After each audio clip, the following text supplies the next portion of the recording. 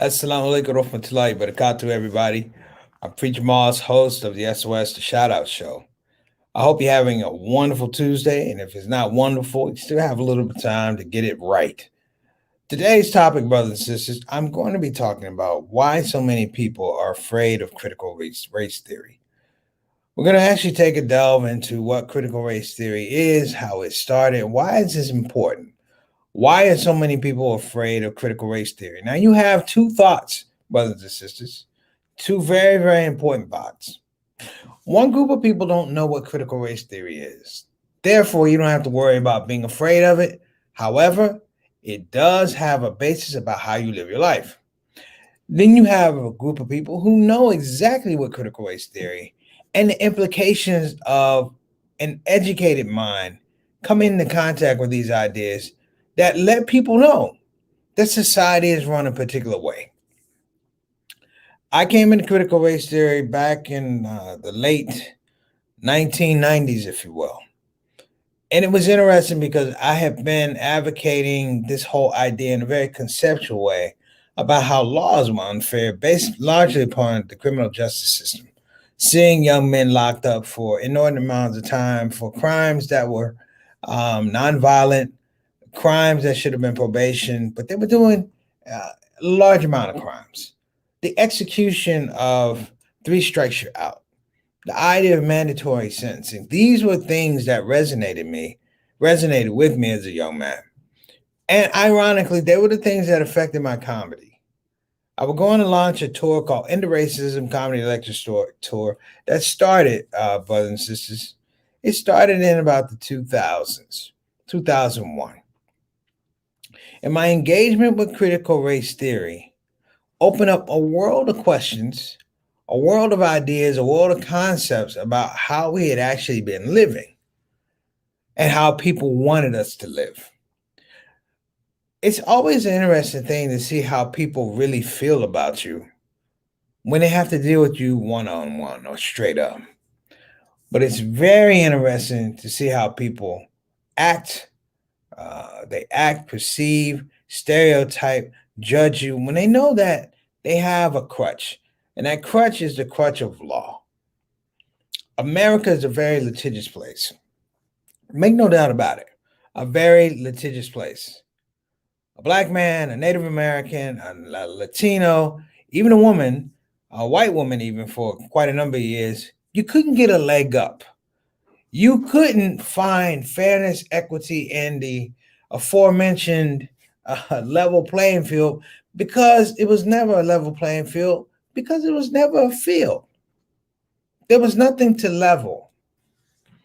In the greatest crime, brothers and sisters, the smartest criminals don't convince you that a crime has been broken. They tell you that the law was criminal in and of itself and that you should examine the law. And in learning how to examine the law, brothers and sisters, we come to these spaces whereby if the law incriminates you, then you don't want that law. But if it incriminates somebody else, it's okay. Critical race theory was that thing for me. I would say I had two books that influenced me. One was the Quran, and one was this book, Derek Bell, Faces at the Bottom of the Well, The Permanence of Racism. Now, as a practicing Muslim, we always hear about racism. We do. We talk about racism, and we talk about the Prophet Muhammad, peace and blessings be upon him. We talk about his last sermon where he talked about race. And people want to tell you there's no racism in Islam. But he said there was no racism in Islam. He said there was racism in the people who practice Islam. And we tend to miss that. And what does that have to do with? The laws, the constructs, if you will. Very rarely, brothers and sisters, are you going to have something that comes down the pipe that deconstructs years inappropriate action, years of illegal laws, years of intentional harming of Black life, intentional harming of Black inspiration, intentional harming of Black expression. Now, other people are affected. Don't get me wrong. They're not affected. But these laws, brothers and sisters, when we talk about race in the United States, make no mistake about it. We are talking primarily about Black life here in America. And that Black life here in America has been harmed and traumatized by slavery. The problem for a lot of people, if you will, particularly white supremacy have a hard time understanding that despite the harm and the trauma, Black people and oppressed people are always going to outthink you. They're always going to be more creative than you. They're always going to be more likable than you. They're always going to have more personality. They're always going to have more information than you. And they're always going to have more courage. They don't live in fear. I always say, and I can be wrong, that law was the white supremacists leveling, if you will. If all else fails, make a law. We sit here right now, what they call the great lie. The great lie is they've created yet another situation whereby the laws that they put in place to strangle Black folks, Black voting, Black political expression, Latino political expression, those same laws have come up and strangled them. Not understanding that our organic people and the spiritual people by nature are a creative people. They're always going to win, brothers and sisters. If you tell a Black man he can't sing, you know what he'll do? He'll hum, and it sounds just as good. So, brothers and sisters, this is going to be the show. I think Sultana and I got a bet about which show we're going to do. They're going to take us off the air. This might be the show because I'm going to talk about critical race theory. Stick around. You don't want to miss this. This is Preacher Moss. Let's kick it. The Shout Out Show.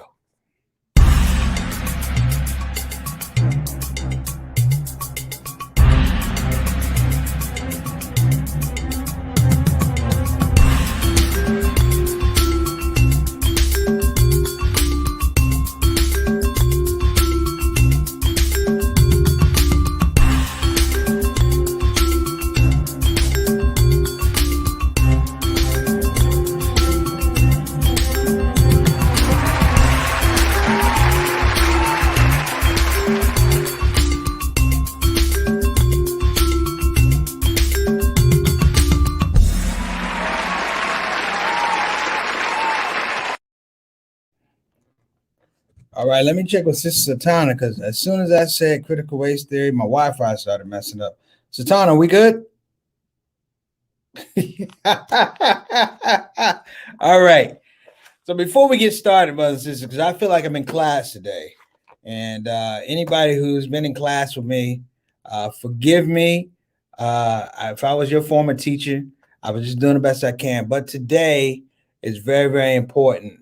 Not only for African Americans, but for Muslims who are dealing with Islamophobia, for anybody that is in a oppressed, an oppressed casing. You are targeted for oppression. You want to learn about critical race theory. I love, brothers and sisters, deconstructing race for people. That's one of my favorite things. I do it in my material. I've sold jokes to my other comedians. I've been on tour with them, teaching them the exact same thing we're going to talk about today. Before we get started, let's get some shouts out. If you're here for the first time, God bless you. Thanks so much for coming on the Shout Out Show. We don't have a lot of time, so I'm going to tell you what to do. You are welcome to the Shout Out Show. You're not exactly Shout Out Show royalty yet. Come back a couple times, and we will dub you royalty. But what you can do is, for this particular conversation, you can get in the comment section.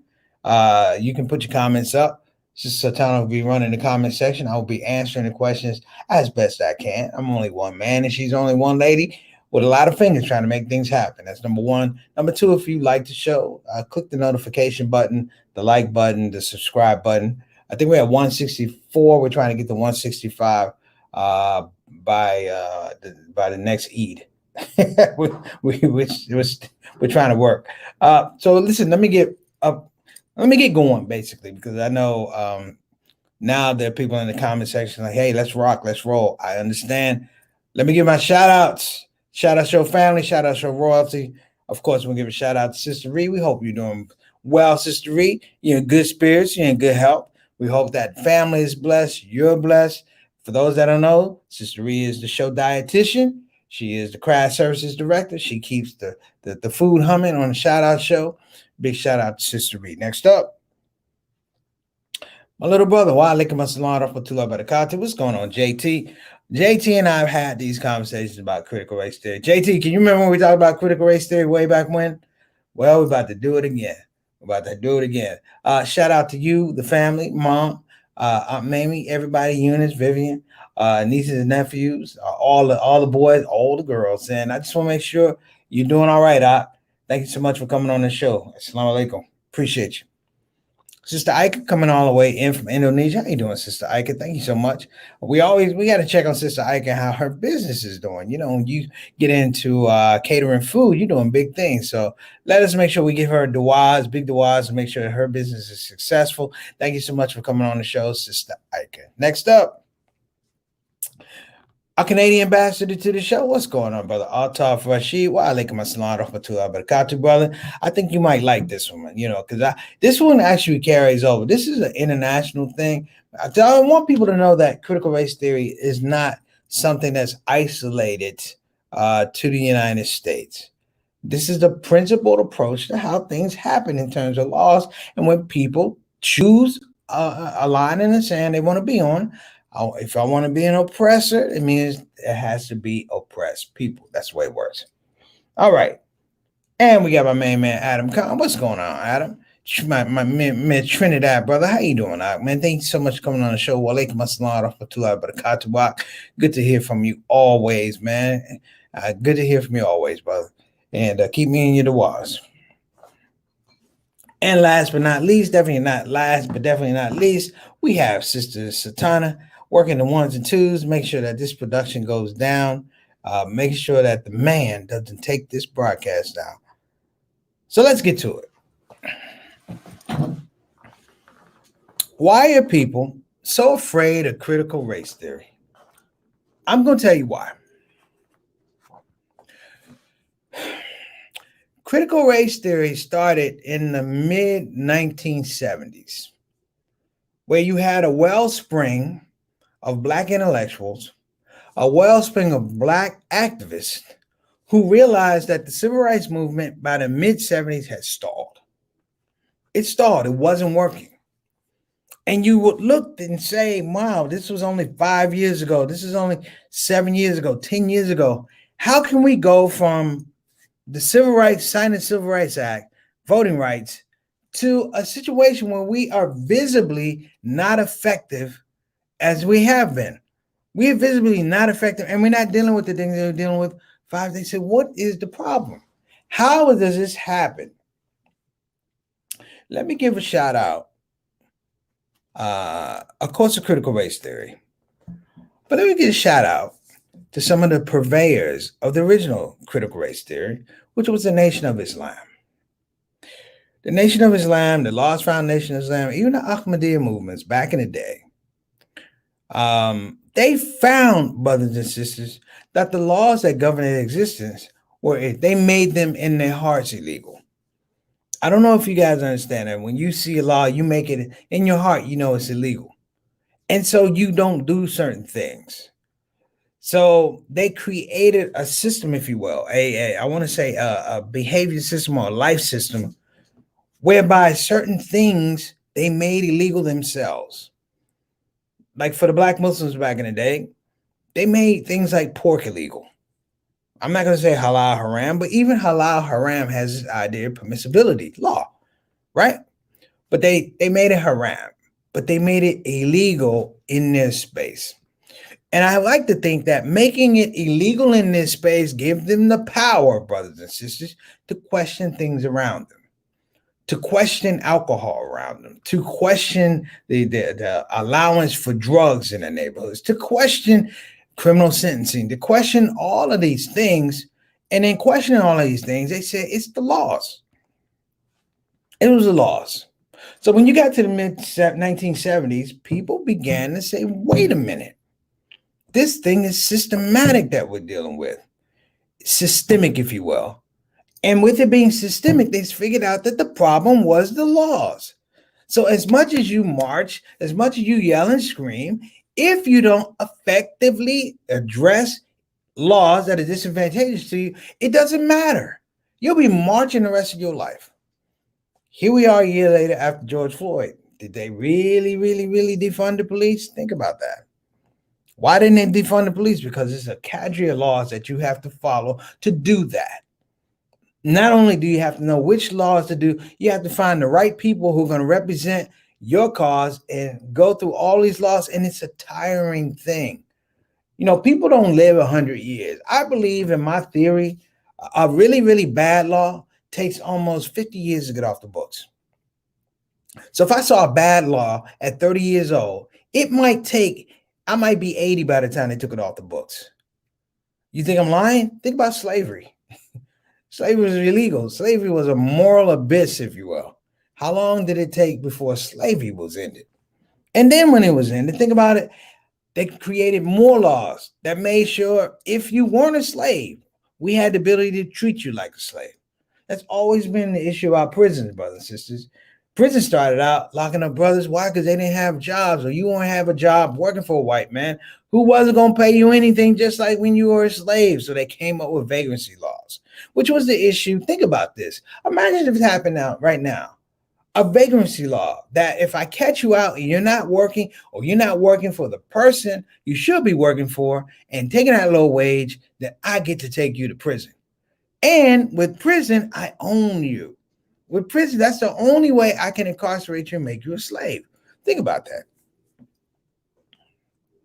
So let's get to critical race theory. One of the things about critical race theory, brothers and sisters, is the ability, if you will, to look at a law and determine its validity, if you will, its validity or if it's invalid. African Americans, Native Americans, we never got that.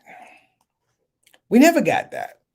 And if you go to other countries, Pakistan, India, anywhere there was colonialism, they didn't get it either. They didn't get it in Africa. They didn't get. So I just want you to know that this is not a U.S. thing. But here's the thing about the U.S. As we sit here now, the population is going to change. At some point in time, white ain't going to be right, or it's not going to be enough white. And therefore, the sense of urgency is that we have to put laws in place so that we can maintain an advantage. Critical race theory, brothers and sisters, and this is more important than anything I'm going to say. Critical race theory questions and investigates critical law theory. Let me say it again. Critical race theory investigates and questions critical law theory. You see, up until the 1950s, nobody questioned law. Very few people questioned law. And the people who could question law, they didn't look like you and I. You know, they didn't have the benefit of years and years of law experience. You just lived the law. You didn't understand it. Then comes this guy called Derek Bell. Now, if you want to know about critical race theory, and this was the best way I could have learned it, Derek Bell was a Harvard professor who wanted to teach about critical race theory. They would not let him do it at Harvard. He left. He was a law professor. He was a law professor. He passed away in 2011. May Allah be pleased with him. But he left a blueprint, brothers and sisters, about how we question law. And Harvard, this is Harvard, brothers and sisters. You know Harvard? That Harvard. They didn't want him teaching about critical race theory, so he left and resigned. And even more so, his disciples of critical race theory were even more upset because they tried to find a white intellectual liberal to teach critical law theory, and they revolted. This was exactly the thing we were talking about. We don't want another white person trying to tell us about the law when we have a very, very clear direction of how we want to go. So he writes this book. This is probably a Bible to how I came to understand race in America, because it really, really helped me. I don't know if this is the right way. It helped desensitize me to the laws that affected people. And it gave me a very, very pragmatic view. A very, very pragmatic view. You have to almost strip yourself down of the emotion and all of that. You have to strip yourself down, and you have to start wondering, I have to be just as cold as these animals that came up with the laws so I could understand the laws. See, a big part of our problem in the United States is we look at the law and we get upset, but we don't look at intentionality. Why a law comes to a certain point, how it's passed. You're talking about voting rights, brothers and sisters. Let me tell y'all something. You better peel back the voting rights, because something that's after that voting is probably 8 to 9 times as insidious. And then there was Derek Bell. He wrote this book called Faces at the Bottom of the Well. And under it, it says the permanence of racism. Let me say it again. Faces at the bottom of the well, the permanence of racism. What is he saying, brothers and sisters? He's saying that it is cooked into our American fabric, that our lawmaking has always been and will continue to be based on aspects of white supremacy. If you don't have black people in the room, or you don't have Latinos in the room, then this is an apparatus for maintaining white supremacy. This may not sound cool or politically correct,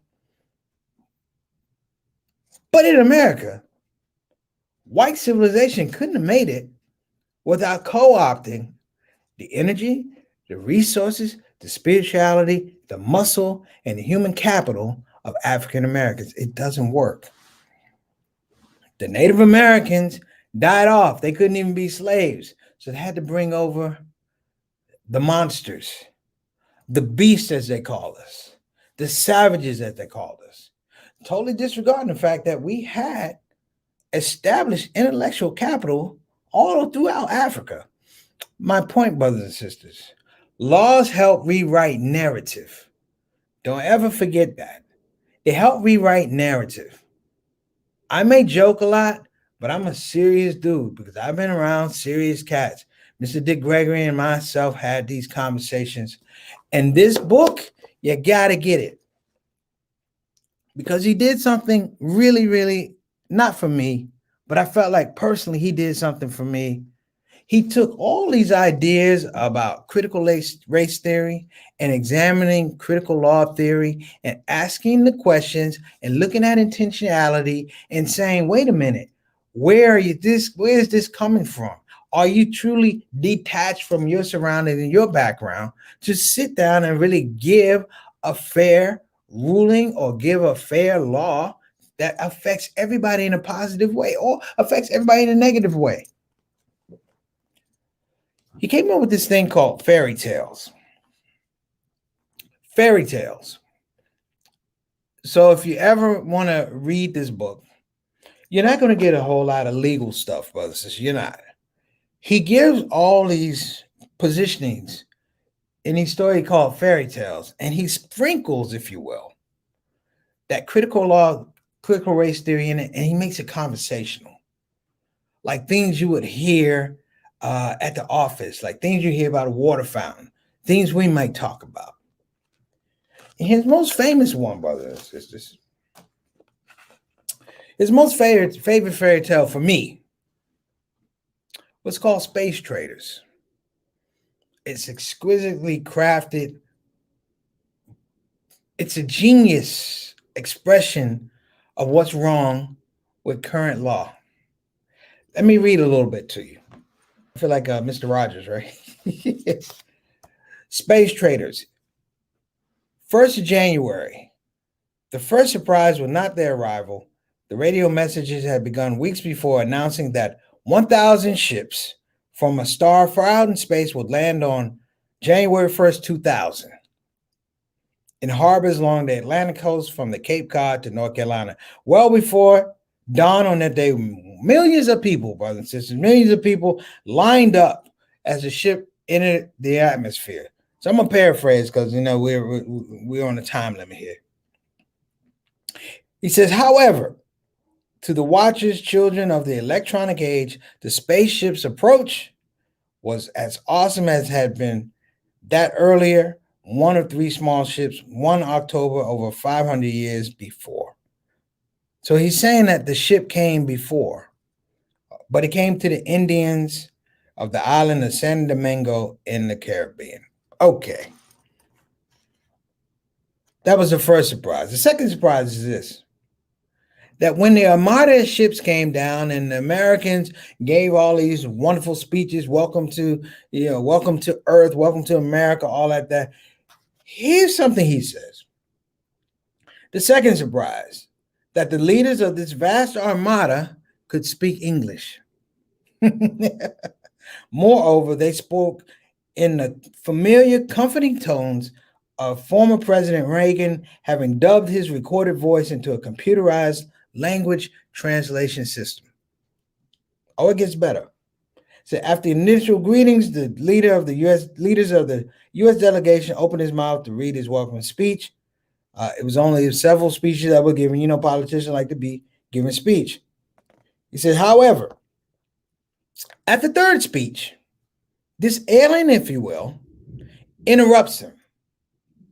And the alien says, listen, we don't want to hear all that. We come on a mission. The alien says, we came here essentially to solve your problems.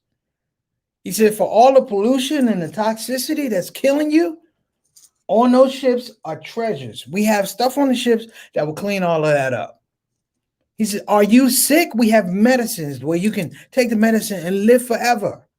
He said, you don't even have to be poor, brothers and sisters. We have riches where everybody can be rich. And everybody's like, oh my gosh, this is what I wanted. And they said, we only want one thing. And everybody said, what did you want? We only want one thing. They said, what is it? Give us all your African Americans. Every black person with black on their certificate, with black blood, with black hair, with black thoughts, with black parents, with black lineage. We want all of them. Now, originally, of course, people, the politically correct, oh my gosh, no, oh, this is outrageous. This is preposterous. And then those laws started setting in. And they said, wait a minute.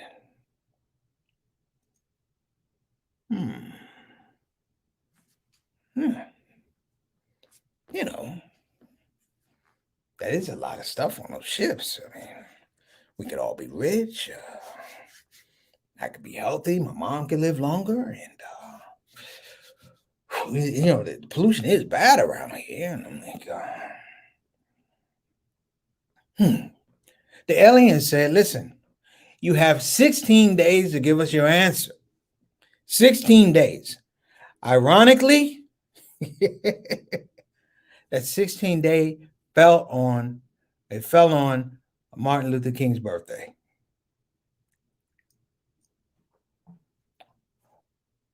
So what do you think people did?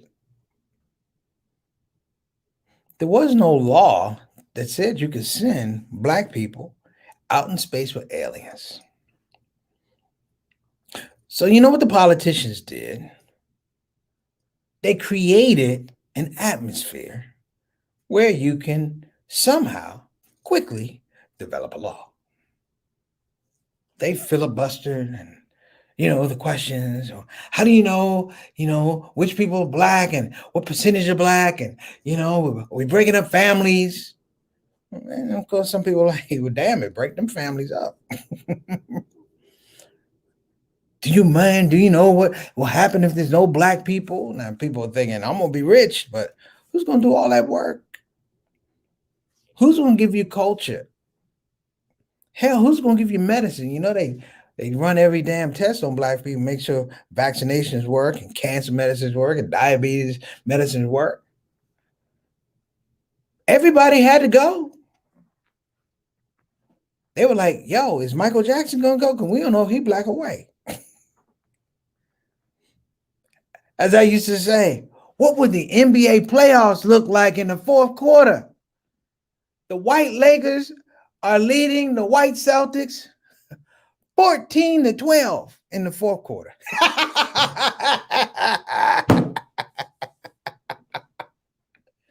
What about the injuries? What about the industries that are based around black people? Black hair products, huh? Black hair products, black food, a whole pharmaceutical industry that's been pumping drugs into the black community for years. You need them Negroes sick. You need them sick. I know that sounds wrong, but I am not lying. Think about that. The banking industry. What's going to happen with the banking industry that's been pimping black folk for years? Payday loans going to go through the damn floor. Liquor stores going to close. My favorite Korean store at the corner is going to have to shutter their doors. There ain't no being with black people going in there getting one cigarette, buying one nicotine, one Newport cigarette. Now, I'm joking, but I'm not joking. This already happened. It already happened. Our job is to read books like Faces at the Bottom of the Well to understand why it happened and why we can't afford to have it happen again. He has another book about black people being taken under the sea to a place like Atlantis. And they didn't know why the black people wanted to go under. The white black people were like, they had a choice in this fairy tale. Like, we tired of being here anyway. Anywhere is better than where we are. And then people say, well, wait a minute. Everyone we tried to send out to this place drowned. But all the black people, we sent 100 of them. They never came back. They good. And then they began to figure out this whole idea, brothers and sisters, that the law, human law, not moral law. We're not talking about stuff in our Bibles and our Qurans. We're talking about corrupt intentional law to make sure that people like myself, people like you, we're not thinkers. We're not thinkers. We're not intellectuals. We don't have the capacity to ask questions, brothers and sisters. The destruction of public schools, and I'll say this as a former public school teacher, the destruction of public schools is to create a class of young kids that can't ask a damn question effectively. That when they open their mouths to speak to teachers, it sounds like mushmouth from Fat Albert and the Cosby Kids. Not the language, brothers and sisters, but the expression. And that expression is the reason why they get canceled. Because somebody goes, you don't know how to ask a question. He asked a question, but you didn't hear it the way you wanted to. That's cancel culture. People will find a reason, brothers and sisters. And you know I'm not lying. A man lost an election. He ain't losing election. He got the brakes beat off of him in an election. And he went around to people and said, if you don't want the brakes to be beat off you like they did on me, you better come up with a law. Am I wrong? I am not wrong. They did it. You got recounts going on. And this is not to be mean-spirited or anything, but I'm going to tell y'all something. The most dangerous thing in America is a white man that's separated from the rest of the world in a room with the ability to make a law. Plain and simple. So, you got a couple things you can do. You better figure out where that room is, where that house is. You better catch when he comes out of there with that law. Or we all galvanize, as Derek Bell says, and understand that critical law theory deserves, brothers and sisters, deserves to be looked upon and have reproach if it is not effective and fair to everybody. And when I say everybody, I don't mean just black folk and Latinos. I'm talking about everywhere. White folks. I'm talking more importantly, our children. And if it can't be fair, brothers and sisters, therein lies the rub. What are you going to do about it? What are you going to do about it?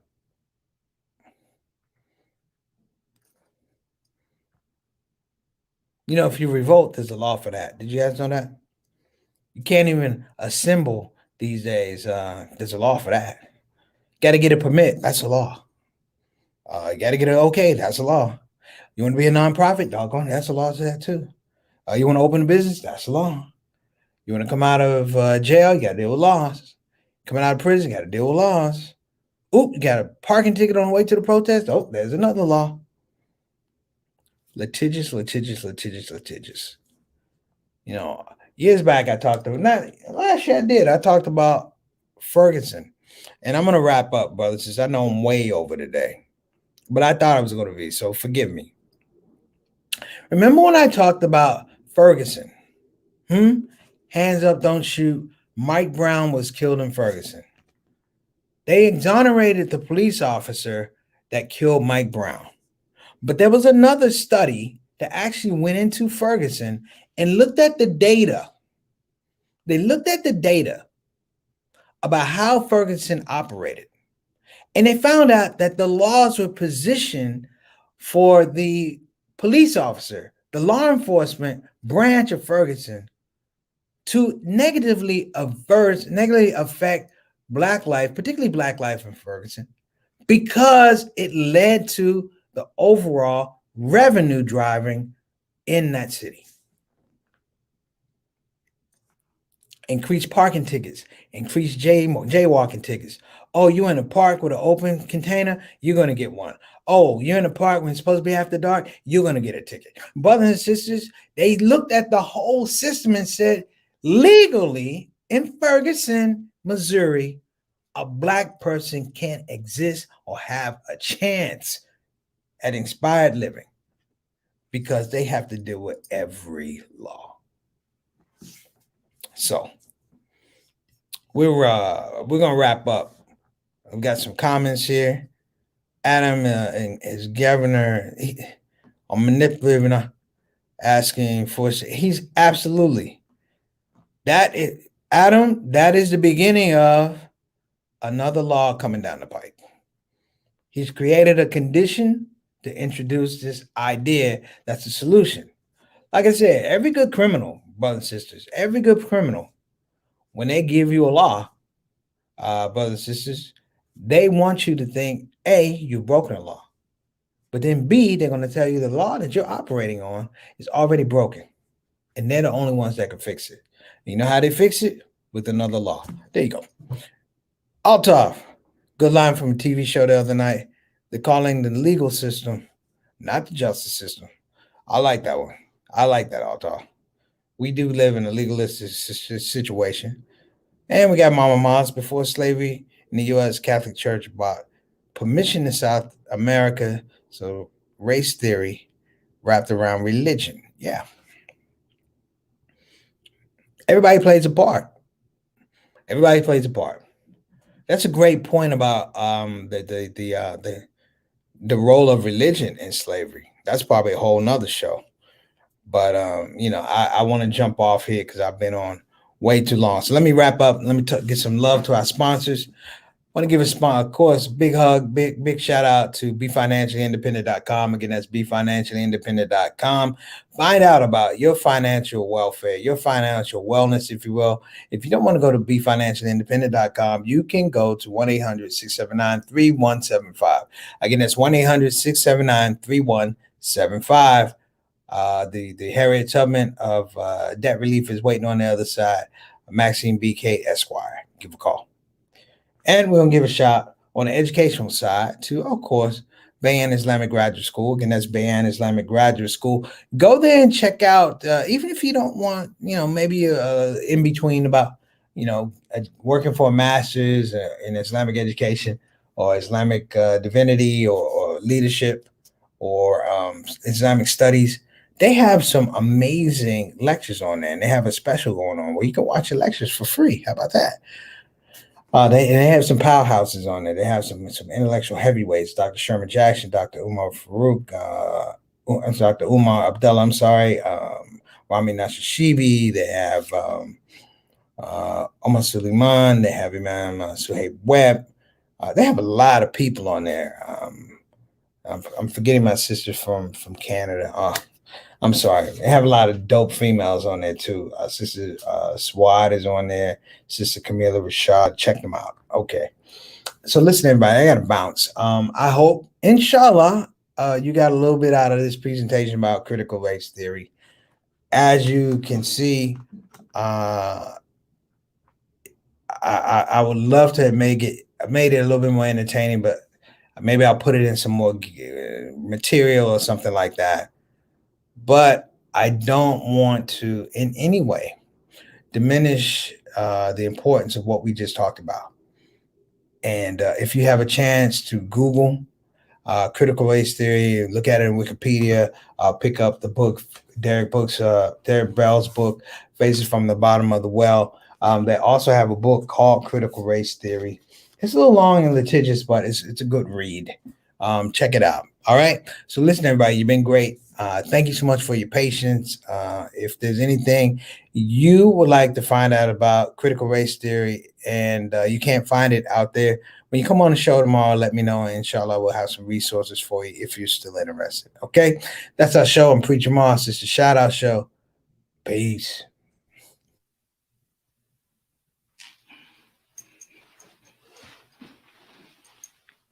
Yo, assalamu alaikum.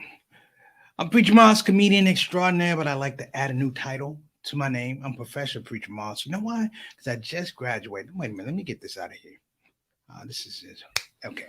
I'm Professor Preacher Moss, and it's come through the courtesy and the blessing of the Muhammad Ali Scholarship, which came through Bayan Islamic Graduate School. Now, listen, I know a lot of you people are thinking, can I do it? Yes, you can do it. This is the part where I'm supposed to say it's easy. It's not easy. Listen, if it was easy to get this degree, Trump would be a mufti. I digress. Listen, though, for you brothers and sisters that are interested, go to bayanonline.org, and you could be like me. Put yourself in the picture for Islamic education. Wait a minute, there's a picture right there. Sound like them, everybody. Take care. Preach them off.